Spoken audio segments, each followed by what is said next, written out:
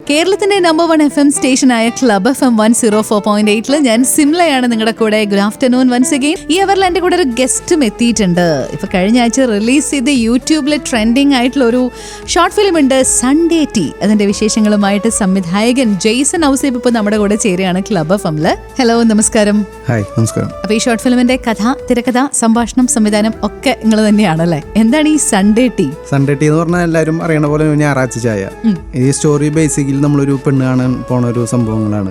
അപ്പൊ ഏറ്റവും കൂടുതൽ ചായ കുടിക്കാൻ നമ്മൾ ഞായറാഴ്ചകളിൽ പെണ്ണ് കാണാൻ പോകും. അപ്പൊ അത് റിലേറ്റഡ് ആണ് ഈ സൺഡേ ടീ എന്നുള്ള പേര് നമ്മൾ ഇട്ട് പോകണം. കാരണം ഒരു ഇന്നത്തെ കാലത്ത് ഒരു 30 വയസ്സിന് മേലുള്ള ആൾക്കാർ, പുരുഷന്മാര് പെണ്ണ് കിട്ടാണ്ട് കുറെ അലഞ്ഞ് നടക്കുന്നുണ്ട്. അവർക്ക് ഇപ്പൊ എന്റെ ഫ്രണ്ട്സ് തന്നെ ഒരു ദിവസം തന്നെ 20-30 പെണ്ണ് കാണാൻ പോകുന്നുണ്ട്. പോയ ചരിത്രമുണ്ട് എന്റെ സുഹൃത്തുക്കൾ, ഞങ്ങൾ പോയിരുന്ന സമയത്ത്. അപ്പൊ ഭൂരിഭാഗം പെണ്ണാണ് നടക്കുന്നത് സൺഡേകളിലാണ്. അപ്പൊ ഞായറാഴ്ച ചായ, അങ്ങനെയാണ് സൺഡേ ടീ എന്നുള്ള പേര് വന്നത്. ഓക്കെ, എത്ര സൺഡേ ടീ കുടിച്ചിട്ടുണ്ട് ജെയ്സൺ? ഞാനൊരു 20 കുടിച്ചിട്ടുണ്ടാവും. 21ാമത്തേലാണോ? ഓക്കെ, ഇത് 21 ഏകദേശം ഒരു സമയം ഒരു 20 കുടിച്ചിട്ടുണ്ട്. ശരി, ഓക്കെ. ഇതൊരു ചടങ്ങായിരുന്നു അല്ലേ? ചടങ്ങ് തന്നെയാണ്. അപ്പൊ ജെയ്സൺ ബൈ പ്രൊഫഷൻ ഈ ഷോർട്ട് ഫിലിം, സിനിമ, ഈ ഒരു മേഖലയിൽ തന്നെ പ്രവർത്തിക്കുന്ന ആളാണോ? ബേസിക്കലി മെഡിക്കൽ റെപ്രസെന്റേറ്റീവ് ആണ്. മെഡിക്കൽ റെപ്പാണ്. ഞാനൊരു 16 വർഷമായിട്ട് തൃശ്ശൂർ മെഡിക്കൽ റെപ്പായിട്ട് വർക്ക് ചെയ്യാണ്. അപ്പൊ നമ്മുടെ ലൈഫിൽ ഉണ്ടായിട്ടുള്ള പല ഇൻസിഡൻസ് ആണ് ഈ ഒരു സ്റ്റോറിക്ക് ഇത് ഇൻസ്പയർ ആവാനുള്ള മെയിൻ റീസൺ അതാണ്. ഓക്കെ, അപ്പൊ സൺഡേ ടീ ഞാൻ കണ്ടപ്പോൾ അതിൽ എനിക്ക് ഏറ്റവും സ്ട്രൈക്ക് ചെയ്തത് മെഡിക്കൽ റെപ്പുകൾക്ക് വേണ്ടി ഭയങ്കരമായിട്ട് സംസാരിക്കുന്നുണ്ട്. ഇപ്പൊ ബൈ പ്രൊഫഷൻ അതാണെന്ന് പറഞ്ഞപ്പോ അവർക്കും എന്തൊക്കെയോ മെസ്സേജുകൾ അതിലൂടെ കൊടുക്കാനുണ്ടെന്ന് എനിക്ക് തോന്നി. എന്താണ് ഈ മെഡിക്കൽ റെപ്പുകളുടെ ലൈഫ് ഇത്ര ചലഞ്ചിങ് ആണോ? മെഡിക്കൽ റെപ്രസെന്റേറ്റീവ് എന്ന് പറഞ്ഞാൽ നല്ലൊരു പ്രൊഫഷനാണ്. പക്ഷെ പബ്ലിക്കിന്റെ ഇടയിൽ അവർക്ക് അത്ര ഒരു ആക്സെപ്റ്റൻസ്, പ്രത്യേകിച്ച് വിവാഹ മാർക്കറ്റിൽ നല്ലൊരു പ്രൊഫഷനാണ്, നല്ല സ്റ്റാൻഡേർഡ് പ്രൊഫഷനാണ്. പക്ഷേ ഈ മെഡിക്കൽ റെപ്രസെന്റേറ്റീവ് എന്ന് പറയുമ്പോൾ പല പേഷ്യൻസ് ഇപ്പോൾ പല ഹോസ്പിറ്റലിൽ നിങ്ങൾ എല്ലാവരും കാണുന്നതാണ്. ഹോസ്പിറ്റലിൽ മെഡിക്കൽ റെപ്പ് എന്ന് പറയുമ്പോൾ ചെകുത്താൻ കുരിശ് കണ്ട പോലെയാണ് നമ്മുടെ പേഷ്യൻസിൻ്റെ ഒരു ഇത്. കാരണം സംഗതി നമ്മൾ പോയിട്ട് നമ്മുടെ പ്രൊഫഷനാണ് ചെയ്യുന്നത്, പക്ഷേ പേഷ്യൻസിന് അത് ഒട്ടും ഡൈജസ്റ്റ് ആവണില്ല. അപ്പോൾ പലയിടത്തും ഇങ്ങനത്തെ ഇൻസിഡൻസ് സൺഡേ ടീയിൽ കാണിച്ചപ്പോഴുള്ള ഇൻസിഡൻറ്റുകൾ ഉണ്ടായിട്ടുണ്ട്. ജസ്റ്റ് ഇപ്പം എൻ്റെ റിയൽ ലൈഫിൽ ഉണ്ടായിട്ടുള്ള ഒരു സംഭവമാണ്. ചാവക്കാട് വർക്ക് ചെയ്യുന്ന സമയത്ത് അങ്ങനെ ഒരു സംഭവം ഉണ്ടായി. ഒരു റെപ്രസെൻറ്റേറ്റീവിനെ ഒരു പേഷ്യൻറ്റ് കയറി അടിക്കാൻ നോക്കി. ജസ്റ്റ് ഒന്ന് കാല് തട്ടിയ ഒരു സെയിം ഇൻസിഡന്റ്. ആ സെയിം ഇൻസിഡന്റ് ആണ് നമ്മൾ സൺഡേ ടീയിൽ കാണിച്ചിട്ടുള്ളത്. ഡോക്ടർ എന്ന് പറഞ്ഞാൽ ജസ്റ്റ് ഞങ്ങൾ റെപ്സിന്റെ ഇടയിൽ പറയുന്ന ഒരു സിമ്പിൾ കാഷ്വൽ ടോക്കാണ്. അത് വലിയ കാര്യമുള്ള കാര്യമില്ല, സിനിമയിലും പറയുന്നുണ്ട്. പക്ഷേ ഡോക്ടർ, കാരണം ഡോക്ടർമാർക്ക് നമ്മുടെ മെഡിസിൻസ് പ്രൊമോഷന്റെ ഭാഗമായിട്ടാണ് നമ്മൾ മെഡിസിൻസ് പറയുന്നത്. അപ്പം അങ്ങനെ വരുമ്പോൾ ഡോക്ടർ എന്നുള്ള രീതിയിൽ തമാശ രീതിയിൽ പറയുന്നതാണ്. അത് ഒട്ടും സീരിയസ് ആയിട്ടുള്ള ഒരു കാര്യമല്ല അത്. അപ്പൊ മെഡിക്കൽ റെപ്പുകളുടെ ലൈഫിലെ ചലഞ്ചസ് ഒക്കെ പറയുന്ന ഇൻട്രസ്റ്റിംഗ് ആയിട്ടുള്ള ഷോർട്ട് ഫിലിം സൺഡേ ടീയുടെ വിശേഷങ്ങളാണ് നിങ്ങൾ കേട്ടുകൊണ്ടിരിക്കുന്നത് ക്ലബ് FMലൂടെ. ഇത് ജെയ്സന്റെ ഫസ്റ്റ് വർക്ക് ആണോ? അല്ല, ഇത് എൻ്റെ 2ാമത്തെ ഷോർട്ട് ഫിലിമാണ്. അത് കഴിഞ്ഞ് ഈ സ്റ്റോറി എഴുതി വെച്ചിട്ട് ഏകദേശം 3 വർഷമായി. പല കാരണങ്ങൾ കൊണ്ട് നമുക്ക് സ്റ്റോറി നടന്നില്ല. അപ്പോൾ ഈ കഴിഞ്ഞ ഏപ്രിലാണ് സൺഡേ ടീ ഷൂട്ട് ചെയ്തത്. എന്തോ എല്ലാവരും അക്സെപ്റ്റ് ചെയ്ത്. നമ്മുടെ തൃശ്ശൂർ ഭാഗത്തൊക്കെ തന്നെയാണ് ഷൂട്ട് ഉണ്ട്. നമ്മൾ മെയിനായിട്ട് തൃശ്ശൂർ മദർ ഹോസ്പിറ്റലാണ് ഷൂട്ട് ചെയ്ത്. പിന്നെ പുത്തൂര്, പൊന്നൂക്കര, പനമുക്ക് അവിടേക്കാണ് ബാക്കി ലൊക്കേഷൻസ്, വീട്, പള്ളിയൊക്കെ ഷൂട്ട് ചെയ്ത്. ഇതില് അച്ഛൻ കഥാപാത്രം ചെയ്ത അല്ലെ നന്ദകിഷോർ കണ്ടിരുന്നു. എനിക്ക് ആ ക്യാരക്ടർ ഭയങ്കരമായിട്ട് സ്ട്രൈക്ക് ചെയ്തു. പിന്നെ നായകനായിട്ട് എങ്ങനെ ഉണ്ടായിരുന്നു എക്സ്പീരിയൻസ്? നായകനായിട്ട് എക്സ്പീരിയൻസ് പറഞ്ഞാൽ ഇത് എൻ്റെ ലൈഫിൽ ഉണ്ടായിട്ടുള്ള ഇൻസിഡൻസ് ആണ് ഭൂരിഭാഗം, 75%. അപ്പോൾ അതുകൊണ്ട് എനിക്കതൊരു അഭിനയിക്കണ ഒരു ഇതായിട്ട് തോന്നിയില്ല. കാരണം നമ്മുടെ ലൈഫിലൂടെ കടന്നു പോയിട്ടുള്ള പല ഇൻസിഡൻസ് ആണ് അതിൽ വന്നിട്ടുള്ളത്. പിന്നെ കുറച്ച് നമ്മളൊരു ആർട്ടിഫിഷ്യലായിട്ട് കുറച്ച് കഥയ്ക്ക് വേണ്ടി എഴുതി ചേർത്തിട്ടുണ്ട്. അപ്പോൾ അങ്ങനെ ഒരു പ്രത്യേകിച്ച് ഒരു സ്ട്രെയിനായിട്ട് തോന്നിയില്ല നായകനായിട്ട് അഭിനയിച്ചത്. കാരണം ഇതിലെന്താ ഒരു സ്ട്രെയിൻ തോന്നിയെന്ന് വെച്ചാൽ ഇതിന്റെ ഓൾ ഇൻ ഓൾ നമ്മളായിരുന്നു. അത് സ്റ്റോറി, സ്ക്രീൻ പ്ലേ, ഡയറക്ഷൻ.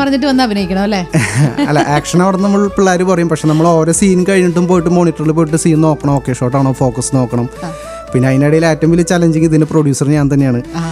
അപ്പോൾ പ്രൊഡ്യൂസറായ കാരണം കൊണ്ട് ആർട്ടിസ്റ്റുകൾക്ക് ഭക്ഷണം കഴിക്കാനും ഭക്ഷണം വാങ്ങിക്കാനും ഇതിനൊക്കെ നമ്മുടെ പ്രൊഡക്ഷൻ റോൾ ഉണ്ട്. പക്ഷേ എങ്കിൽ പോലും ഇതിന് ഫണ്ട് കാര്യങ്ങൾ നമ്മൾ ത്രൂ ആണല്ലോ പോകുന്നത്.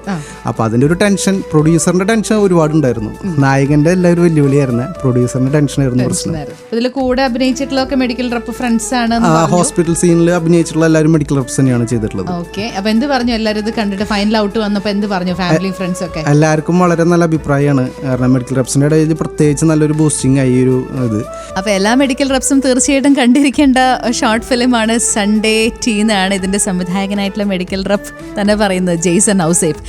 പിന്നെ ഇതിൽ നല്ലൊരു പാട്ടൊക്കെ കേട്ടല്ലോ, പാട്ടൊക്കെ ഇൻക്ലൂഡ് ചെയ്തിട്ടുണ്ട്. നല്ലൊരു സോങ് ഉണ്ട്. കാരണം ഒരു ഷോർട്ട് ഫിലിം എന്ന് പറയുമ്പോൾ നമ്മളൊരു സോങ് ഇട്ട് കഴിഞ്ഞാൽ ആൾക്കാർക്ക് പെട്ടെന്ന് ഹൈലൈറ്റ് ചെയ്യാൻ പറ്റും, പെട്ടെന്ന് ക്യാച്ചിങ് ആവും. ഇപ്പം നമ്മുടെ ഈ ഷോർട്ട് ഫിലിം ഏകദേശം 45 മിനിറ്റുള്ള ഷോർട്ട് ഫിലിമാണ്. സോങ്ങിലേക്ക് വരാണെങ്കിൽ ഏകദേശം ഒരു 28ാമത്തെ മിനിറ്റിലാണ് സോങ് വരുന്നത്. ആദ്യ വേണുഗോപാൽ എന്ന് പറഞ്ഞൊരു പയ്യൻ, മ്യൂസിക് ഡയറക്ടർ, എറണാകുളത്തുള്ളതാണ്. അദ്ദേഹമാണ് അത് മ്യൂസിക് ഇത് കമ്പോസ് ചെയ്ത്. ആളെന്നെയാണ് മെയിൽ വോയിസ് പാടിയിട്ടുള്ളത്. ജിഷ്ണു രവീന്ദ്രൻ ലിറിക്സ് ചെയ്തിട്ടുള്ളത്, കോട്ടയത്തുള്ള ഒരു സുഹൃത്താണ്. പാടിയിട്ടുള്ളത് ഫീമെയിൽ വോയിസ് ദിൽഷ മുഹമ്മദ്, കൊടുങ്ങല്ലൂരുള്ള ഒരു കുട്ടിയാണ്.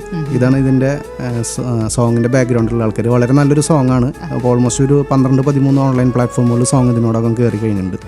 ഇതിലെ കാസ്റ്റിംഗ് ഒക്കെ എങ്ങനെയായിരുന്നു? നായകൻ ഓഫ് കോഴ്സ് അന്വേഷിക്കേണ്ടി വന്നിട്ടില്ല, നിങ്ങൾ തന്നെയാണ്. ബാക്കി കാസ്റ്റിംഗ് ഒക്കെ എങ്ങനെയായിരുന്നു? കാസ്റ്റിംഗ് നമ്മളിതിൽ മെയിനായിട്ട് 2 ചലഞ്ചിങ് റോൾ. ഒന്ന് വർക്കി മാപ്പിള, തൃശ്ശൂർ ബേസിലുള്ള ഒരു മാപ്പിളയുടെ റോളാണ് വേണ്ടത്. അപ്പോൾ അദ്ദേഹത്തിന് നമ്മൾ ഫസ്റ്റ് നമ്മൾ ആലോചിച്ച് വന്നപ്പോൾ വേറൊരു നടനെയാണ് ആദ്യം നമ്മൾ വന്നത്. പക്ഷേ ഫൈനലി നമുക്ക് വന്നത് നന്ദേട്ടനാണ്, നന്ദകിഷോറേട്ടനാണ്. നന്ദകിഷോറൻ എന്ന് പറയുമ്പോൾ ഏറ്റവും ആദ്യം മനസ്സിൽ വരുന്നത് കസ്തൂരിമാൻ സിനിമയിലെ പള്ളിയിൽത്തച്ഛൻ, മീര ജസ്മിൻ്റെ അടുത്ത് പറയുന്നത് പള്ളിയിൽത്തച്ഛൻ്റെ നിന്റെ നാഥൻ എവിടെ പോയി എന്നുള്ള ആ ചോദ്യമാണ് എല്ലാവരുടെ മുന്നിൽ വരുന്നത്.